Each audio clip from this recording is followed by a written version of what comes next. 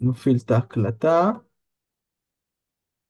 עכשיו, אז אנחנו בעצם נלמד עכשיו נלמד ספציפית את הנושא של הפעילות החשמלית של הלב.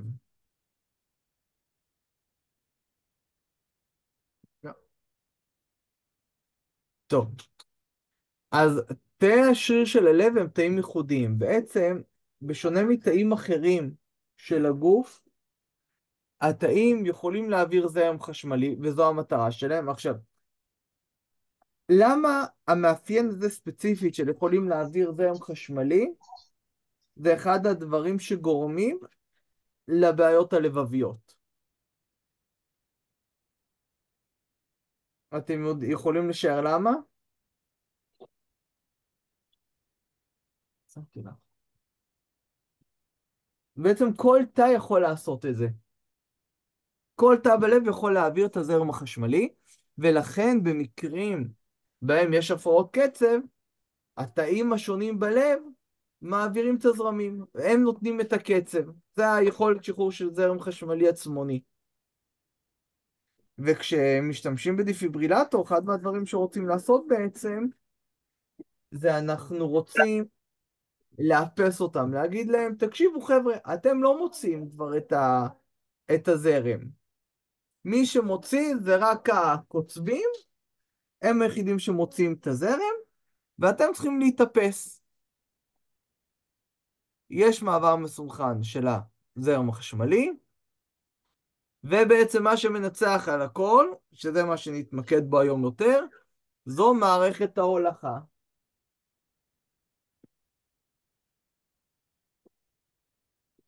עכשיו, התפקידים של מערכת ההולכה החשמלית, אני מתאר שאתם יכולים, שגם אם לא הייתי אומר לכם וזה הייתם מנחשים, זה סינכרון העברת הזרם, זה בדיוק הנקודה שלא כל אחד יגיד, אתם יודעים מה, תחשבו על כיתה. מי אמור לתת את הקצב של השיעור? רואה. הורה. המורה, יפה. מה קורה ברגע שעוד אנשים חושבים לתת את הקצב של השיעור? בלאגן, יפה, כאוס. אותו דבר. ואז הוא אז דופק על השולחן. שמה? ואז הוא דופק על השולחן. נכון, זה לא רחוק ממה שקורה, נכון. נכון? בדיוק, אותו ואז דבר. יהיה שקט והסדר. נכון. אותו דבר זה גם מה שקורה בלב בגדול.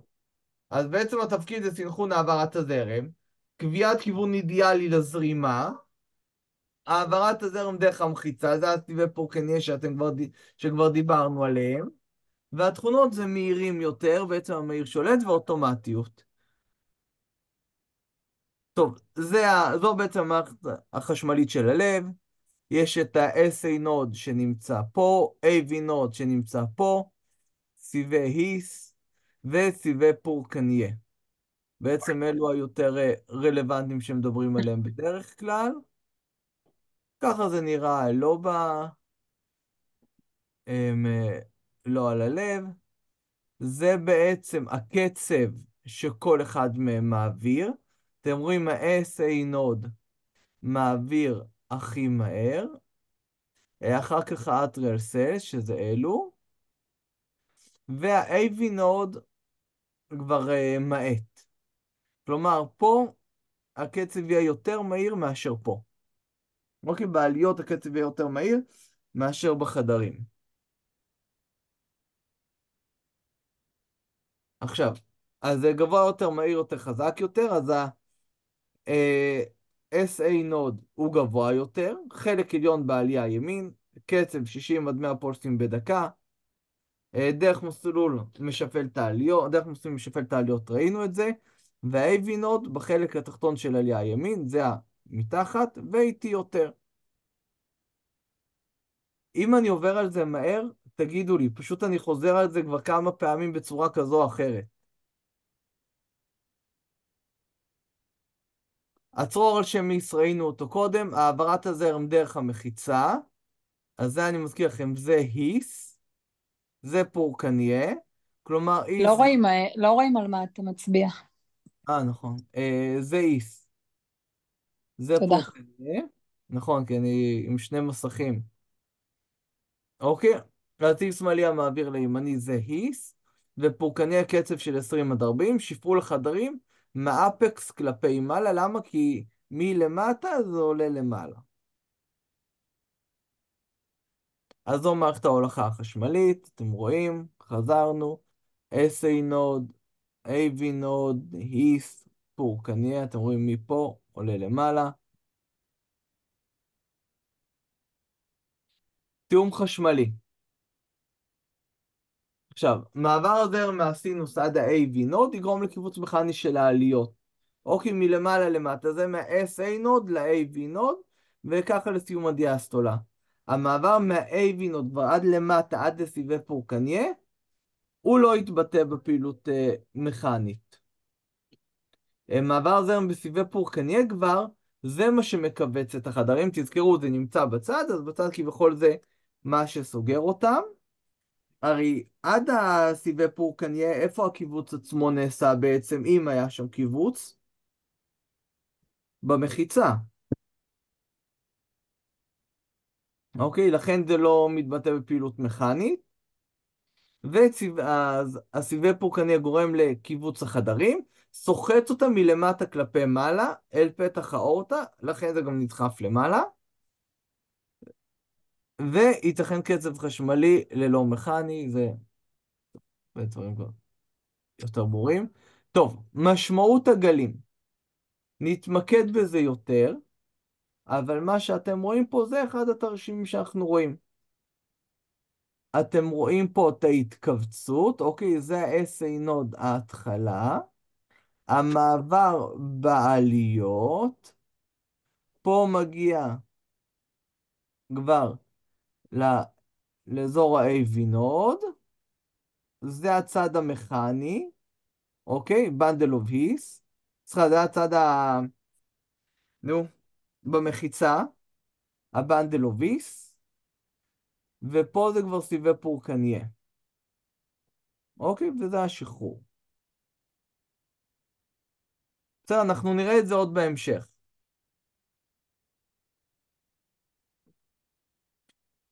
זה כבר מוכר לכם יותר, נכון?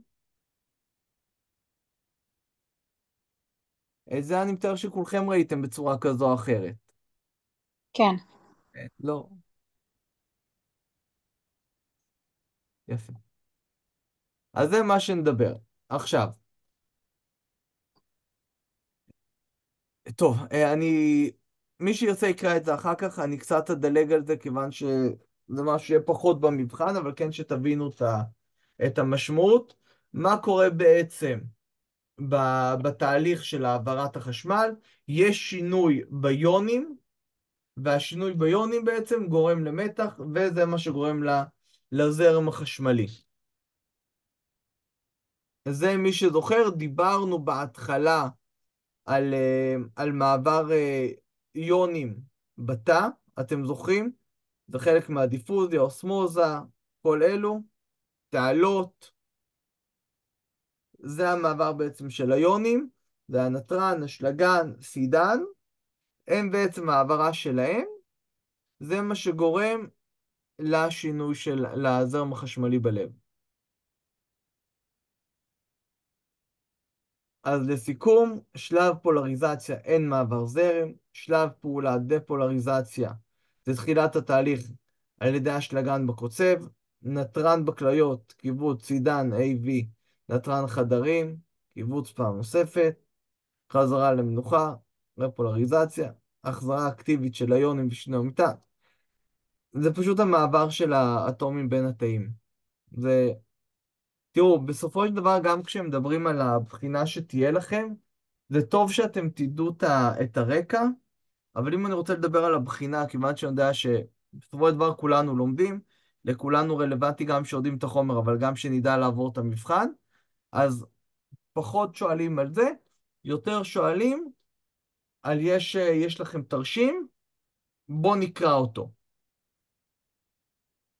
אז מה שחשוב לזכור זה מתי זה ה-SA נוד, מתי זה המעבר בעליות, AV נוד, עובר להיס, פורקניה וקיבוץ, ושזה קורה בעקבות מעבר יונים. עד כאן זה ברור? אני מנסה לפשט את זה כמה שיותר. בסדר? אני, אני מקווה שהשתיקה אומרת כן. או שוק טוטאלי. כן, אני מקווה שזה אומר שזה ברור. אם מי שלא רוצה, הוא גם יכול לרשום לי בצ'אט, אני אראה. אני לא? חושבת שמדברים על זה בתיאוריה, זה פחות מובן מאשר שרואים את זה נכון. לכן, בתח... לכן עכשיו אנחנו נתחיל לראות את זה. כן. בעצם איך אפשר לראות את זה? דבר ראשון, מה שחשוב לדעת זה שכל פס שאנחנו רואים בעצם נותן נקודת מבט אחרת. הרי מה הוא רואה בעצם? הוא רואה את הזרם החשמלי שעובר כמו שראיתם. אז תחשבו שאם אני שם בכל מקום, אז נגיד אני שם פה, זה רואה מנקודה אחת, שם פה, רואה נקודה שנייה, שם פה, פה, פה, פה, פה, כל אחד מהם נקודה אחרת.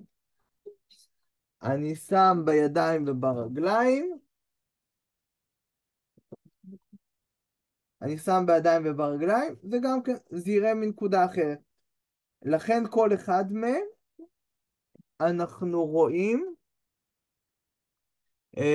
ציור שונה. אמורים לראות, דרך אגב, שיש לא איזון כלשהו, אבל שיש התאמה כלשהי. עדיין, כי כולם רואים את אותו זרם חשמלי, אבל כל אחד רואה אותו מכיוון אחר. אז מוניטור זה ניטור הקצב והפרעות בלב בלבד, והפרעות בלבד. אק"ג זה גם זה וגם איסכמיה, MI וכדומה. כלומר, מוניטור אני רואה רק אם יש הפרעות קצב, לעומת זאת אק"ג אני יכול לאבחן את הפרעות הקצב שיש. טוב, הלידים של הגפיים מתקבלים על ידי חיבור מוניטור 4 כבלים על הגפיים. כל חיבור יכול להיות שלילי וחיובי. אוקיי, זהו, שמים ידיים, רגליים, וזהו. יצא לכם לחבר לחלקכם, לרובכם? יצא לחבר מוניטור? כן, מי כן, שעבד. אפשר לחבר מוניטור. מה? כן. כן, אפשר לחבר מוניטור שהיינו באתן, שהתנדבנו, ראינו. יפה.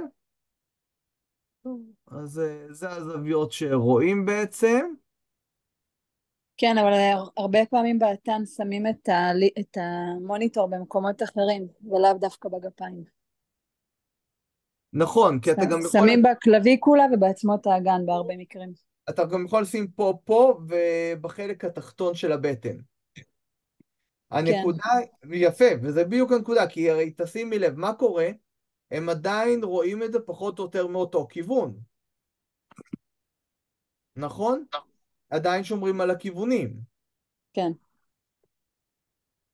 אז זו הנקודה החשובה בסופו של דבר. Hmm? מהמם. טוב. אז ניטור הלב. יש גלים וזיזים במעבר של הזרם. גל זרם איטי, זיז זרם מהיר. גל או זיז חיובי, אלקטרודה חיובית פלוס זרם מתקרב, אלקטרודה שלילית פלוס זרם מתרחל, גז זיז שלילי, אלקטרודה חיובית, זרם מתרחק. אנחנו עוד מעט נראה את זה. אתם יודעים מה? אני מתלבט. אתם יודעים מה? אני אעשה משהו אחר. את זה אנחנו ראינו כבר. עוד מעט אני אראה לכם את זה ואני אראה לכם סרטון כלשהו, שיהיה יותר ברור. זה באמת לראות איפה רואים כל זרימה. אתם רואים פה את ההתחלה, אוקיי? גל PR, הזרם יצא מפה, מה-SA נוד, עובר פה ל-AV נוד, זה הגל הזה. פה יש את הרגע בעצם שהוא מחכה ב-AV נוד, הרי למה הוא מחכה קצת ב-AV נוד? כי ה-AV נוד איטי יותר, נכון?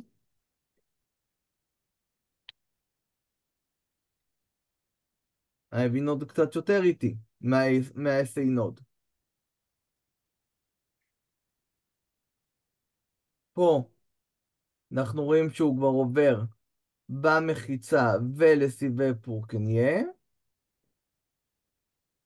ופה בעצם יש את ההתכווצות, שחרור. עכשיו אני רוצה להראות לכם שנייה, בתקווה שיעשה את זה קצת יותר ברור. רוצה להראות לכם רוצה להראות לכם את זה בסרטון. יש, אתם מכירים את אבי, אנטומיה בשביל הישראלים? כן. מעולה, זה מעולה. יפה. אני רוצה שנייה להראות לכם את זה. כן, הוא פשוט- פצצה. אני פשוט... טוב, אמרתי לכם כבר הכרת לנו אותו. אמרתי לכם, האמונה שלי גם שמשתמשים בעוד כמה דברים מעבר לזה. איפה זה רגע? הנה זה. תראו. סרטון זה אסביר באופן בסיסי על אלקטרוקרדיוגרם, או בקיצור אק"ג. לי קוראים יניב וברוכים הבאים לאבי, אנטומיה בשביל ישראלים. לפני הסרטון הזה אני מציע לראות את הסרטונים על מחזורי הדם, הלב והמערכת החשמלית של הלב. אק"ג נקרא באנגלית ECG או EKG. אק"ג זו דרך מוכרת בה ניתן למדוד את הפעילות החשמלית של הלב. כדי להבין מה ה-אק"ג מייצג, צריך להבין מה זה דפולריזציה ורפולריזציה. אני מציע לראות את הסרטון של Crash Course על דפולריזציה ורפולריזציה. לסרטון יש תרגום. הקראש קורס הם סרטונים מצוינים, אני מציע בחום למי שרוצה. יש איתם רק קושי אחד שהם מאוד מהירים. אז מי שצריך קצת יותר זמן, פשוט במקום לשים אותו על מהירות 1 או 1.5 כמו שחלק שמים, להאט אותם, כי הם מאוד מהירים. סרטונים מצוינים ברמות מטורפות, אבל מאוד מהירים. תרגום לעברית, ויש לינק לסרטון הזה בתיאור למטה. אזכיר תחילה מספר סיבות נפוצות לבדיקת אק"ג. חשד להפרעות קצב, אנגינה פקטוריס, שבעברית נקרא תעוקת חזה, חשד ל-MI, שזה Myocardial Infarction, שבעברית זה אוטם שריר הלב, מעקב לפני ואחרי פרוצדורות כגון ניתוחים, צנתור וכדומה, חשד להפרעות אלקטרוליטים, מבחן מאמץ ועוד. בדיקת אק"ג רגילה מבוצעת עם 6 אלקטרודות על החזה ו3 אלקטרודות נוספות, אחת על כל יד ואחת על רגל, כאשר על הרגל השנייה שמים אלקטרודת הערקה. השילוב של כל האלקטרודות יוצר תרשים של 12 לידים שונים. ליד הוא תרשים של פעילות חשמלית באזור מסוים בלב. 12 הלידים נותנים יחד תמונה כוללת של הפעילות החשמלית של הלב. הליד רשום על דף אק"ג. דף אק"ג מורכב מריבועים גדולים וריבועים קטנים. כל ריבוע גדול מורכב מ-25 ריבועים קטנים. הריבועים עוזרים לוודא את תקינות השרטוט. בהמשך הסרטון אתן דוגמאות. בואו נראה תרשים של ליד. תזכרו בעצם כי ככה אפשר להבחן בעזרת הדף את ההפרעות ואת הקצב. סופרים לפי הריבועים. תקין ב-אק"ג. ניתן לראות שהוספתי אותיות מעל חלקים מסוימים בליד. האותיות מסמנות שלבים שונים בפעילות הלב. ניתן לראות בתרשים גלים, מרווח ומקטע. הגלים מסומנים באותיות P, QRS ו-T. המרווח הוא PR והמקטע הוא ST. גל P מסמל את הדפולריזציה של העליות, או במילים אחרות, את ההתכווצות של העליות. גל QRS מסמל את הדפולריזציה של החדרים, או במילים אחרות, את הסיסטולה או הקיבוץ של החדרים. אורך תקין של גל QRS הוא עד 3 קוביות קטנות. לכן, כאשר אומרים גל QRS צר, זהו מצב תקין. כאשר הגל רחב מ3 קוביות, זהו מצב פתולוגי, והגל עצמו יקרא גל QRS רחב. גל T מסמל את הרפולריזציה של החדרים, או במילים אחרות, את הדיאסטולה. מרווח PR מסמל את הפעילות החשמלית מתחילת ה-SA נוד עד סוף ה-AV נוד, כולל ההשהיה שלו. מרווח PR תקין הוא עד 5 קוביות קטנות. מקטע ST מתחיל מסוף גל QRS ונמשך עד תחילת גל T. בהמשך אסביר מעט יותר על מקטע ST. כמה נקודות חשובות. ניתן לראות בתמונה שלאחר כל גל הפעילות החשמלית חוזרת לקו הבסיס. קו זה נקרא קו איזואלקטרי. נקודה נוספת. הרפולריזציה של העליות מתרחשת בזמן הדפולריזציה של החדרים, וכיוון שהפעילות החשמלית של החדרים משמעותית יותר, רואים רק אותם בתרשים. נקודה נוספת. לכל הלידים יש את הגלים, מרווח ומקטע, אך אצל כל אחד הוא נראה מעט שונה. לאחר שהבנו את כל החלקים, אדבר על שלבי קריאת EKG. על מנת לפענח EKG, יש לשאול 5 שאלות. שלב ראשון, האם הקצב סדיר? כדי לענות על השאלה הזו, יש להסתכל על הרווח בין גלי ה-R, ולוודא שהמספר של הקוביות שווה. שלב השני, כמה פעימות לדקה. יש לספור את כמות הקוביות הגדולות בין שני גלי R. לאחר מכן לוקחים את המספר ומחלקים 300 במספר הקוביות הגדולות. אחד החלקים הבאים. דוגמה לנוסחה ניתן לראות על המסך. שלב שלישי, האם הקצב הוא קצב סינוס? הכוונה בשאלה, האם הקצב מגיע מה-SA נוד, ולכן אם יש גלי P, הקצב הוא קצב סינוס. שלב רביעי, האם כל הגלים, מרווחים ומקטעים תקינים? ושלב חמישי, לנסות לתת הבחנה על פי הממצאים. בחלק זה של הסרטון אדבר בקצרה על אופן הזיהוי של מספר פתולוגיות נפוצות. אתחיל עם MI, שזה אוטם שריר הלב. אחת הדרכים לזהות MI היא העלייה של מקטע ST של יותר משתי קוביות. הפתולוגיה הבאה נקראת Atrial Fibrillation או בקיצור AF. AF הוא פרפור עליות או פרפור פרוזדורי, שזהו מוקד אקטופי בעלייה ששולח סיגנלים חשמליים. הסימנים ל-AF יהיו קצב לא סדיר, דופק יהיה בין 100 ל-150 אך לא יותר, ואין קצב סינוס, שזה אומר אין גלי P.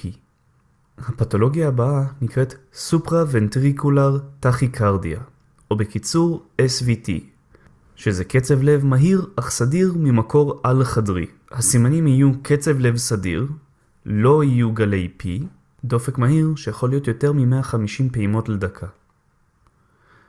הפתולוגיה הבאה נקראת Ventricular Tachycardia, או בקיצור VT, שזה קצב לב מהיר ממקור חדרי.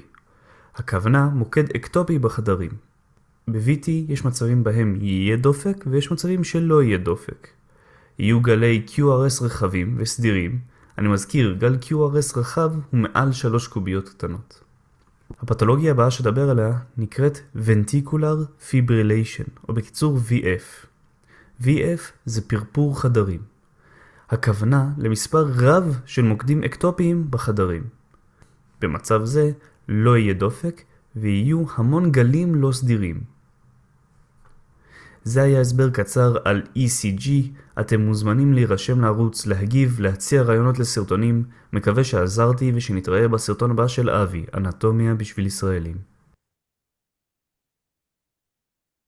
עכשיו זה קצת יותר ברור.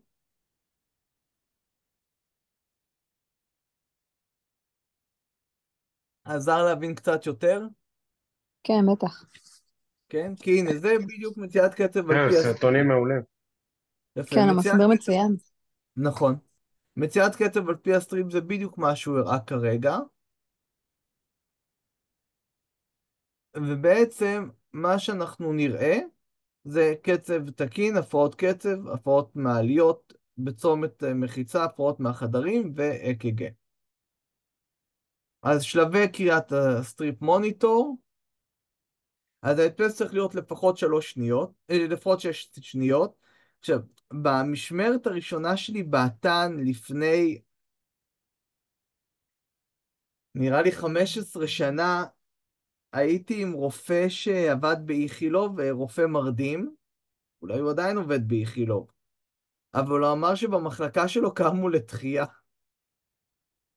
אז הוא היה חייב לבדוק טוב טוב שהאישה שקבענו עליה מוות באמת מתה. לכן הוא רצה להדפס כמה שיותר מהבחינה הזאת, כדי לראות שלא מפספסים משהו. ואז באמת שואלים, מהו הקצב החדרי, עלייתי, סדיר, גל פי קיים, יש עליו QRS, מרווח PR, כמה זמן, קבוע. קיצור, כל הקומפלקס שראינו, האם הוא קיים או לא. עכשיו, הקצב התקין בעצם זה קצב סינוס. זה משהו שנראה ככה.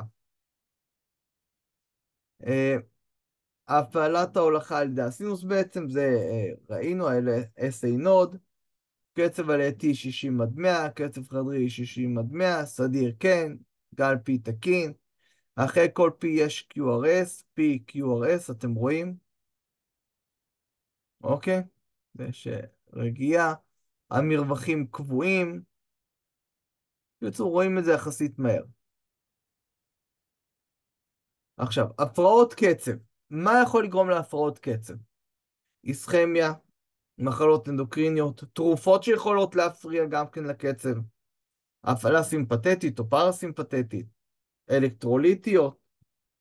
תמיד היה, אמרו, אני לא יודע אם אתם מכירים, לפחות לי סיפרו את זה בעבר, אל תאכל הרבה בננות כי זה יגרום להפרעות קצב. מכירים את זה? לא, אבל לי אמרו את זה על רדבול. על רדבול? רדבול זה משהו אחר, רדבול הסיכוי יותר גבוה נראה לי מבננות. אבל כן, בגלל שזה גורם לשינויים באלקטרוליטים. אז יש טראומה ללב, הלם היפובולמי. אז הפרעות מעליות יכול להיות סינוס טכיקרדיה, סינוס ברדיקרדיה, פרפור פרוזדורים, רפרוף פרוזדורים, טכיקרדיה על חדרית, פעימות, אנחנו כבר נראה את זה. בקיצור. טוב, בואו אנחנו יכולים לראות פה. סינוס טכיקרדיה, הפעלה מהירה על ידי הסינוס, הפעלה סימפתטיות או הורדה פרסימפתטית. אלו הסיבות. קצב עלייתי, כלומר פה, האמת בא לי להראות לכם את זה, השוואה לרגיל, אבל בואו תראו פה בעצם, אנחנו רואים בערך 2 מרווח בין אחד לשני, נכון? וזה גם לא תמיד, כן, 2 בדיוק פה. לא תמיד אחיד, ופה יש יותר, נכון? יש מרווח יותר גדול, כי הקצב פה הוא איטי יותר. אפשר לראות פה גם כן 1, 2, 3, 4, 5, 6, 7, 8.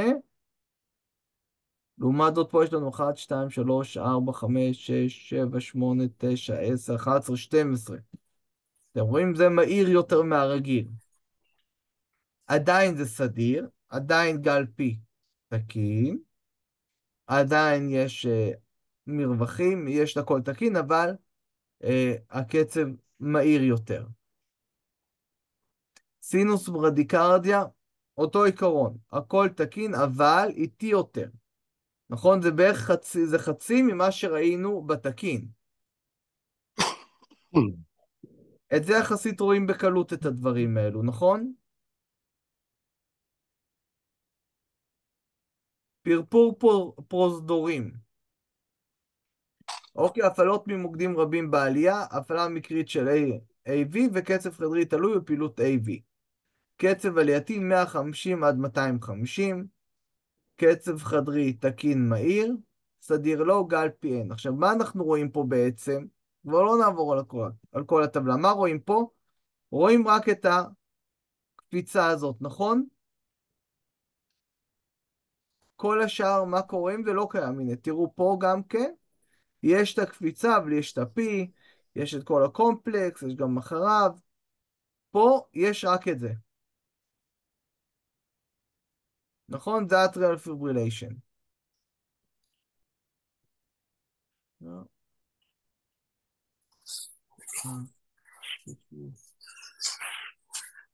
אוקיי, זה בעצם אותו דבר. רפרוף פרוזדורים, מה אנחנו רואים כבר? יש עדיין את הקפיצה הזאת, רואים שזה קצת יותר סדיר, זה מהיר, ואין גל P, יש מה שנקרא, זה גל F. אוקיי? אבל גם אפשר לראות את זה בצורה יותר ברורה. עכשיו, זה יותר מסוכן מפרפור. למה זה יכול להיות יותר מסוכן מפרפור?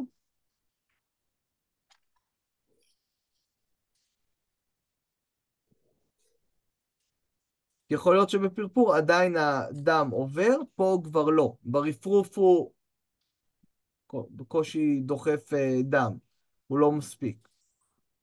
טכיקרדיה התקפית ממקור על-חדרי,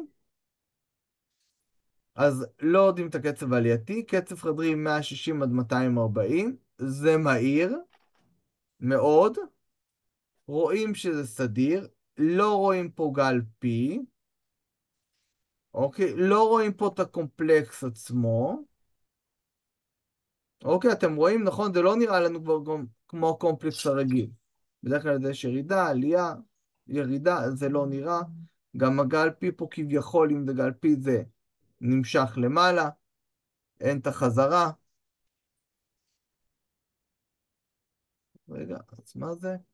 זה בעצם צר, מהיר, סדיר וגל אחד. ככה זה נראה, אתם רואים? גל אחד, רואים כשחוזר לפה, זה עובר לגל אחר, פה הכל נראה גל אחד.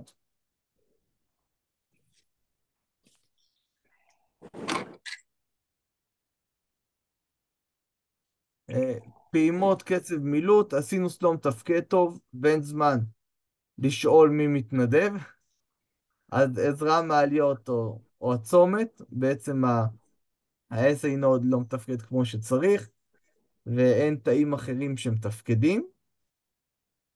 הקצב עלייתי תקין בדרך כלל, קצב חדרי תקין, הפעימה לא סדירה, הקצב כן, גל P לעלייה כן, בצומת לא, ואנחנו רואים פה רק את יורד למטה כביכול. אוקיי, איפה? הנה. זה מה שאנחנו רואים פה. אתה יורד למטה. אם אתם רוצים, אני אחפש לכם גם סרטונים שמסבירים על זה בצורה טובה. פעימות מוקדמות, הקצב תקין, הפעימה לא סדירה, ואנחנו רואים פה שיש לפעמים זה רגיל, לפעמים יש מוקדם יותר, זה פעימות מוקדמות. אפשר גם יכול להיות החסרת פעימה. רואים, זו הפעימה המוקדמת. אז לדעתי זו הפעימה המוקדמת, האמת. איך שזה נראה, אבל לא משנה. טוב, זה הפרעות בצומת או במחיצה. אני רוצה שנייה שאנחנו נראה את זה יותר... טוב, זו עוד הפרעה, קצב מהצומת מלמעלה אין, אנחנו לא רואים פה גל P בעצם. למה לא רואים גל P? כי מלמעלה העליות בעצם אין תגובה. זה היה גל P, רואים ישר את החדרים. אוקיי, צער סדיר ללא P. AV בלוק בעצם מאופיין במרווח ה-PR. אנחנו רואים הקצב, הכל תקין כמעט, אבל ה-PR בעצם הקבוע מוארך. אתם רואים פה? הוא ארוך יותר.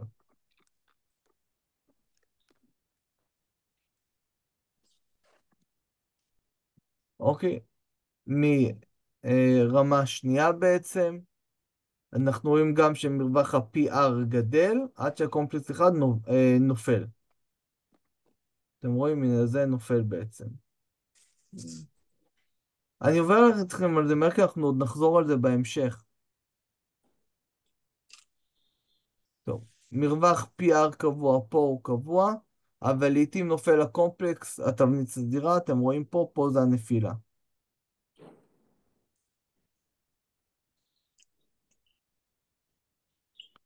ו-AV בלוק רמה שלישית, חסימה מוחלטת בין העליות לחדרים, כל אחד בקצב משלו. אתם רואים פה את המרווחים המאוד מאוד ארוכים. טוב, אז הפרעות מהחדרים. פעימות או קצב מילאות חדרים מוקדמים, בוחרים טקטוני, אתם רואים פה, לא רואים שהוא לא סדיר. טכיקרדיה חדרית, אתם רואים פה בעצם את הקפיצה הגבוהה, אין קצב עלייתי, רואים רק שסדיר אבל אין גל פי, אין בעצם פה הפרדה בין הגלים. פרפור חדרים, יש מספר רב של מוקדים, ולכן אנחנו רואים פה, זה מה שאמרתי לכם בהתחלה, כשכל תא יכול בעצם להיות תא אוטונומי גם כן ולהעביר זרם חשמלי, זה בדיוק זה, ולכן אתם רואים פה, אנחנו רואים פה הרבה קפיצות, כי כל תא יכול להעביר את הזרם ואז זה מה שרואים. אוקיי. אותו עיקרון, ברגע שיש מחול הנקודות, יש ירידה ברמות האשלגן, גם כן. אנחנו רואים פה הבדלים, אין פה משהו קבוע, זה נראה לי דברים כבר יותר נדירים. והסיסטולה זה אני מתאר שמהר מאוד יהיה אפשר להבחין, נכון?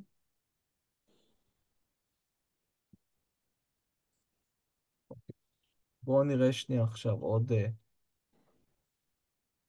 לקריאת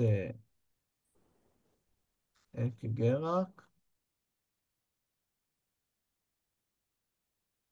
רק שאני אדע, בגדול היה ברור, אני לא מצפה שעכשיו כולכם תדעו לקרוא אק"ג לפי זה.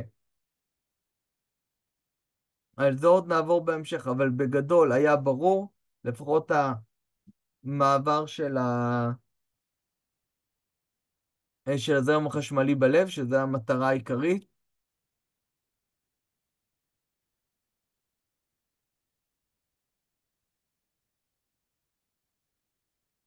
היה ברור? לא היה ברור?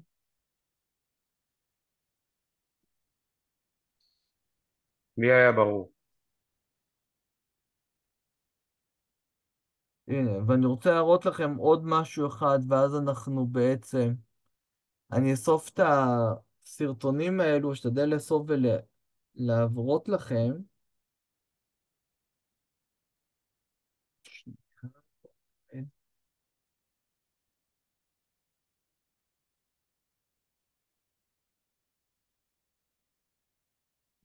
הנה, תראו. פרפור עליות. אני אחפש סימולציות לפעם הבאה, האמת. כולל קורס על אק"ג. לצופים של אנטומיה בשביל ישראלים יש הנחה לקורסים השונים באתר. לקבלת הקוד להנחה אתם מוזמנים לבדוק את התיאור של הסרטון או ללחוץ על הלינק שאני מעלה עכשיו על המסך. אז עכשיו בואו נעבור לסגי.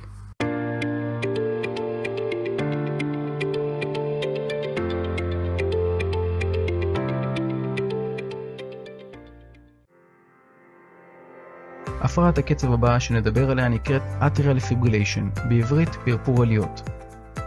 אפשר לקרוא לה בקיצור גם AF או AFib. בהפרעת קצב מסוג זו, ה-SA node, הקוצב הראשי, לא עובד, ובמקומו ישנם מאות מוקדים חשמליים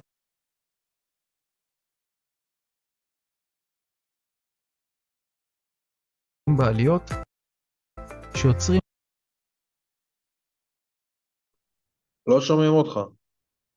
אני אומר, שימו לב, ה-SA נוד, AV נוד, שהזרם החשמלי עובר, פה אין את הפעילות המכנית של הלב. פולסים חשמליים וגורמים לעליות במרכאות לפרפר. רק חלק מהפולסים החשמליים מצליחים להגיע ל-AV נוד, לקוצב המשני, ומשם ממשיכים הלאה במסלול החשמלי הרגיל. גלי P לא קיימים ב-EKG, במקומם מופיעים גלי F. אלו הם הפולסים החשמליים שנמצאים בעליות.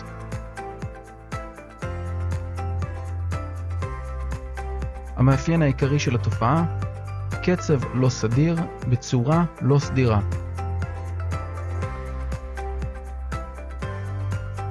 ישנם אנשים החיים עם הפרעה זו באופן כרוני. אז בואו נסתכל עכשיו על כל המאפיינים שנמצאים ב-EKG. הקצב אנחנו רואים שהוא לא סדיר. אנחנו רואים כאן שקומפלקס QRS במרחק שונה אחד מהשני. גלי P לא קיימים ב-EKG, במקומם מופיעים גלי F, שאלו מבטאים את הפולסים החשמליים שנמצאים בעליות. QRS קיים, מכיוון שיש דפולריזציה חדרית. הקצב יכול להיות מגוון, יכול להיות מקצב איטי עד קצב מהיר. מרווח PR לא קיים ב-EKG, מכיוון שאין גלי P. וגלי T לפעמים לא רואים אותם עקב גלי F מרובים, ולפעמים ניתן לראות אותם כמו בדוגמה הבאה.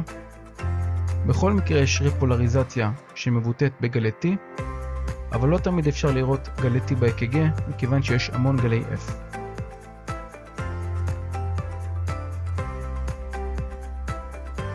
מהם הסיבות לתופעה זו? לחץ על העלייה כתוצאה מאי ספיקת לב, יתר לחץ דם, מחלת לב איסכמית, אוטם בשריר הלב, מחלה ריאתית כגון COPD, או מחלות לב מולדות.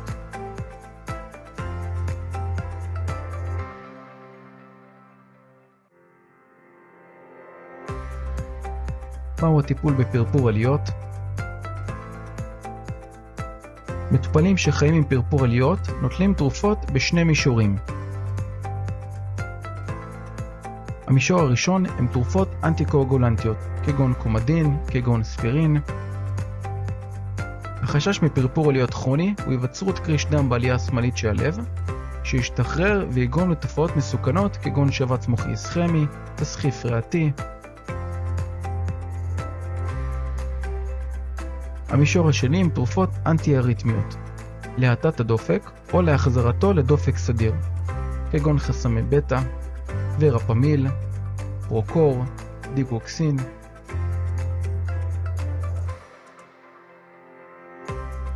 טיפולים נוספים אפשריים, אבלציה, הכוונה צריבה של האזור הפגום בלב, או השתלת קוצב.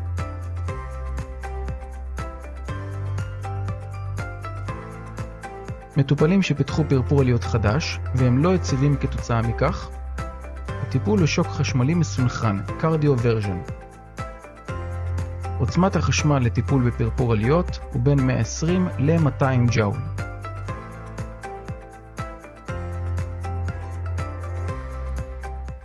אני שוב רוצה להודות לשגיא על ההסבר ולהזכיר לכם. אני רוצה להראות לכם עכשיו משהו.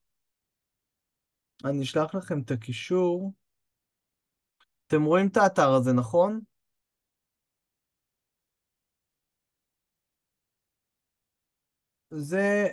אתם רואים את האתר? כן, זה רואים. אתר שמאפשר לעשות תרגולים לקריאת EKG. כן, אני הייתי בו לפני, איפה זה היה? לפני דקה אני הייתי בתרגול שהוא אפשר. הנה.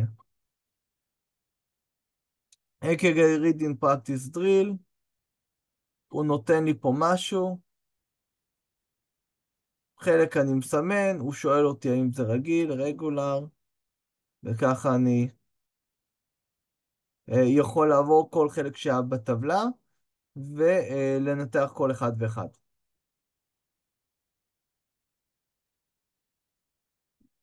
אוקיי, אז אני אשלח לכם את זה עכשיו בצ'אט. אוקיי, אז הנה, EKG Practice Drill. אוקיי, יש לכם את כל אלו, אתם יכולים... אני אשלח לכם את זה בצ'אט, אתם יכולים להשתמש בזה כדי לתרגל. אוקיי, הנה יש לכם פה, יש אפילו קוויזס. צריך אוקיי. לזה סיסמה או שמשתמש? לא, זה חינמי. ועכשיו, מי שיש לו בעיה עם האנגלית, יש אפשרות לגוגל טרנסליט, אתם רואים את זה אצלי? אז טרנסליט is page.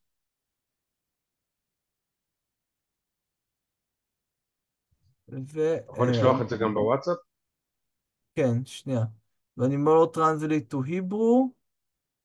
איפה זה היברו, עברית, in Hebrew, וזה מתרגם לי את זה לעברית.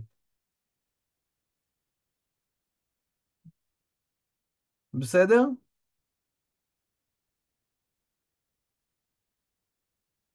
כן, מה? בסדר גמור. אוקיי, אז אני מציע לכם קצת לתרגל. דרך אגב, יש פה עוד כל מיני דברים שאתם יכולים לתרגל. קולות לב, לדוגמה, איפה שמים,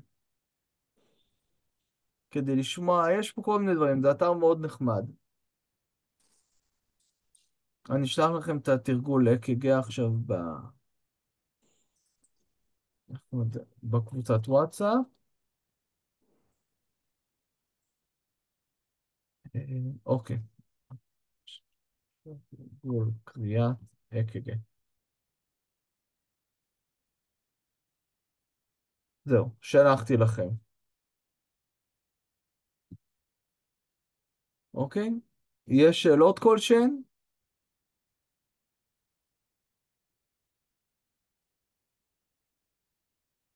שאלות, הערות, בקשות? שאני אדע לשבוע הבא אם זה בסדר, אם הקצב בסדר. בגדול זה כמובן, רק היה איזשהו שלב שהיה כאילו ה-QRS הפוך, לכיוון למטה, לא כך הבנתי איך זה קורה. זה קורה אם זה...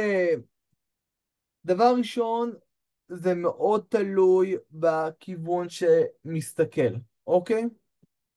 כלומר, אם אתה מסתכל בנקודה הרגילה, זה יהיה לך למעלה. הלמטה זה אם אתה מסתכל הרבה פעמים מהצד נו, איך אני אגיד את זה? מנקודה אחרת אתה תראה את זה גם למטה, ויש שם היפוך כלשהו, אבל זה אנחנו אמורים לדבר על זה גם פעם הבאה. אני רק רוצה לבדוק. כן, יש לנו יותר לדבר על זה פעם הבאה. אני, אני נזהר לא לרוץ יותר מדי. אוקיי, יש לנו יותר לדבר על זה. באמת, אני מסתכל על הכל, בסדר, אני אעשה עוד קצת סדר, ואז אני אדגיש לכם את זה יותר. אני, אני לא רוצה סתם להביא לכם עוד מידע, שאחר כך יהיה יותר בעייתי. אולי כדאי לעשות לפי נושאים, ולא כל פעם לתת לנו נגיעה מכל נושא, כן, כן, כי לא, אז זה יוצר לנו הרבה בלאגן. לא, לא, כלומר, זה אני מדברת לפי, בשמי, אבל אני מניחה לא, לא, זה ספציפית לפי נושאים. אני רוצה לבדוק שזה בדיוק מה שהקורס דורש ולא מעבר, ואחר כך נעשה גם את התרגול. יש גם תרגול קריאה, יכול להיות שזה מה שיהיה פעם הבאה. רותם, אפשר שאלה? כן, שאלות תמיד אפשר. אתה יכול א' לשלוח לנו איזושהי טבלה בוואטסאפ, שנדע את המרחקים של נגיד של ה-PAR ושל ה-ST, של מה תקין ומעבר לזה הוא לא תקין, זו שאלה אחת, יותר נכון בקשה. דבר שני, רציתי לדעת אם בכל הלידים המרחקים, כאילו, הסטייה שלהם זה אותם כמות משבצות. כן, כן, זה אמור להיות, כן, זה אותו דבר. בסופו של דבר, כולם קוראים את אותו דבר, פשוט מנקודת מבט אחרת. אז מה אתה תראה שונה? אתה תראה שונה, נגיד, את ה... נו, אתה תראה את הכיוון שונה, כי הכיוון זה מינוס ופלוס. זה מאיפה שזה מגיע, אבל אתה תראה אתה את זה יכול אותו דבר. להרחיב על זה יותר? לא, זה היום, אני לא יודע אם זה קשור לשיעור של היום. כל הקטע של הצפייה, כאילו מה אנחנו רואים, חיובי, שלילי, כל הדברים האלה. כן, זה אחד הדברים זה נמצא בדיוק במצגת אחרת. שנייה, אני אשים. בואו נראה איפה זה. אני אחפש פשוט את זאת שמאפשר. אתה יודע מה? אני אעשה את זה שבוע הבא. שיהיה ברור יותר, אני רוצה פשוט גם לחפש המחשה. אוקיי, תודה. אוקיי? חשוב לי מאוד שגם יהיו המחשות ולא רק כשאני מדבר. אני אחפש המחשה ואז. אוקיי? אז אלא אם יש עוד משהו, אנחנו סיימנו. שיהיה לכם לילה טוב. לילה טוב, תודה רבה. בבקשה, ביי. לילה טוב, ביי, תודה. תודה רבה. בבקשה, תודה, ביי. רותם. רותם, השיעור של היום זה נקרא מערכת הלב שלב ב', משהו כזה? לא, אני אשים את השמות, אני פשוט רוצה לבדוק משהו פה, ואז כאילו בשביל הנוכחות, איך למלא? אני אשים את השמות, צריך לסדר, פשוט לא היה לי זמן גם לסדר את כל הנוכחות, אני אסדר את השמות, כי ראיתי שיש שם קצת בלאגן, כי זה לא התכנון הראשוני. אוקיי, אז תודה. תודה בסדר. רבה רבה. בבקשה, ביי.